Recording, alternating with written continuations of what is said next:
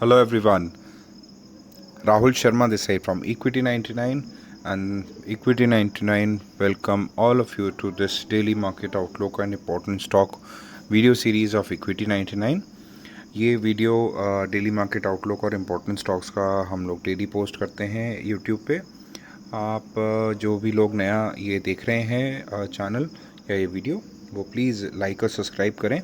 अगर आप stock market में इन्वेस्टमेंट करते हैं या फिर अपने शॉर्ट टर्म और लॉन्ग टर्म के हिसाब से इन्वेस्टमेंट रखते हैं, तो आपको ये यहाँ से आपको मार्केट के हिसाब से बहुत अच्छी जानकारी मिलेगी। आगे इस वीडियो में बढ़ते हैं। देखते हैं सबसे पहले निफ्टी लेवल्स जो कि 9 अक्टूबर 2020 के लिए आए हैं। तो दोस्तों, पिवट पॉइंट्स के हिसाब से जो लास्ट क्लोजिंग हमें मिली थी 11,834 की मिली थी। अब 11,781 का जो लेवल है वो सबसे पहला सपोर्ट पॉइंट है। इस सपोर्ट पॉइंट के टूटने के बाद में जो सेकंड सपोर्ट है निफ्टी का, वो 11,730 के लेवल पे है। इसके बाद में थर्ड सपोर्ट जो है वो 11,615 के लेवल पे है। सिमिलरली अपर साइड में देखें तो 11,896 का जो लेवल है वो सबसे पहला रेजिस्टेंस पॉइंट है या हर्डल बोल सकते हैं। इसके क्रॉस ओवर होने के बाद ही निफ्टी जो है 11,958 से लेके 12,072 के लेवल्स तक जा सकती है। ये हैं इसके फर्स्ट, सेकंड और थर्ड रेजिस्टेंस पॉइंट। अब दोस्तों आगे बढ़ते हैं, बैंक निफ्टी के लेवल्स देखते हैं। बैंक निफ्टी के लेवल्स में जो क्लोजिंग हमें लास्ट मिली थी 8 अक्टूबर की, उसमें 23,191 की क्लोजिंग मिली थी हमें बैंक निफ्टी में। अब सबसे पहला सपोर्ट जो पॉइंट है बैंक निफ्टी के लिए वो है 13,019 का या 13,020 का लेवल समझ लीजिए पहला सपोर्ट पॉइंट। और 23,019 का लेवल टूटने के बाद में अगर बैंक निफ्टी और नीचे जाती है तो 22,847 से लेके 22,460 के लेवल्स तक जा सकती है। ये इसके फर्स्ट, सेकंड और थर्ड सपोर्ट पॉइंट है। अब दोस्तों अपर साइड में देखें तो 23,407 का जो लेवल है वो सबसे पहला हर्डल जोन है, रेजिस्टेंस पॉइंट है। अगर बैंक निफ्टी इस लेवल को क्रॉस ओवर करती है तो बैंक निफ्टी का जो सेकंड रेजिस्टेंस है वो है 23,622 के लेवल पे, और फिर 24,000 के लेवल पे इसका थर्ड रेजिस्टेंस प्लेस्ड है। ये थे बैंक निफ्टी के लेवल्स। अब दोस्तों आगे बढ़ते हैं, देखते हैं स्टॉक जो हमने सिलेक्ट किया है आपके 9 अक्टूबर के हिसाब से।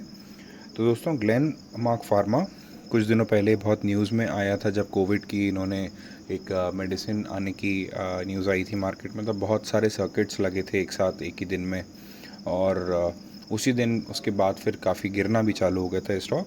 पर दोबारा ग्लेन फार्मा का जो स्टॉक का जो चार्ट है वो हमें ये बता रहा है कि वो एक बुलिश नेचर में है और यहाँ से ऊपर जा सकता है। लास्ट क्लोजिंग ग्लेनमार्क फार्मा में मिली है 500 रुपये की, 499.95 की। चार्ट्स पे स्ट्रक्चर इसका बुलिश है। इसको किसी भी डिक्लाइन में आप यहाँ से अपनी पोजीशन बना सकते हैं। स्टॉप लॉस रखना होगा 485 का, और चार्ट स्ट्रक्चर के हिसाब से जो हमें टारगेट मिल रहे हैं, सबसे पहला टारगेट 515 और दूसरा टारगेट 535 आपको कुछ ही दिनों में ग्लेनमार्क फार्मा में आता हुआ दिखेगा। अब दोस्तों आगे बढ़ते हैं दूसरे स्टॉक की ओर। तो दूसरा स्टॉक है कैपलिन पॉइंट लेबोरेटरीज लिमिटेड। तो दोस्तों कैपलिन में लास्ट क्लोजिंग मिली थी 576 रुपये की, 576.55 की। चार्ट पे स्ट्रक्चर इसका काफ़ी बुलिश है। एक अच्छी रैली भी अभी देखने को मिली थी। अब दोबारा ये एक अच्छी रैली देने के लिए रेडी है। इसको 572 से 574 के बीच में आप अपनी पोजीशन बनाएं। स्टॉप लॉस रखेंगे 555 का, और अपर साइड में हमारी एक्सपेक्टेशन है 588 से लेके 605 और 620 के लेवल्स आपको आते हुए दिखेंगे कुछ ही दिनों में कैपलिन पॉइंट लेबोरेटरीज लिमिटेड के अंदर। दोस्तों मार्केट बहुत एक अच्छे बुलिश मूव की तरह चल रहा है पिछले 4 दिनों से, बट हम आपको यहाँ पे कॉशियस रहने के लिए इसलिए बोल रहे हैं क्योंकि किसी भी वक्त प्रॉफिट बुकिंग का एक दौर आ सकता है, एक कंसोलिडेशन का दौर आ सकता है जिसमें थोड़ा नीचे के साइड में आपको प्रॉफिट बुकिंग होती हुई दिखेगी। मार्केट ने अभी इस लंबे अवसर में काफ़ी अच्छा परफॉर्मेंस दिया है, तो हमें लगता है कि यहाँ से थोड़ा सा कंसोलिडेशन मार्केट में आएगा।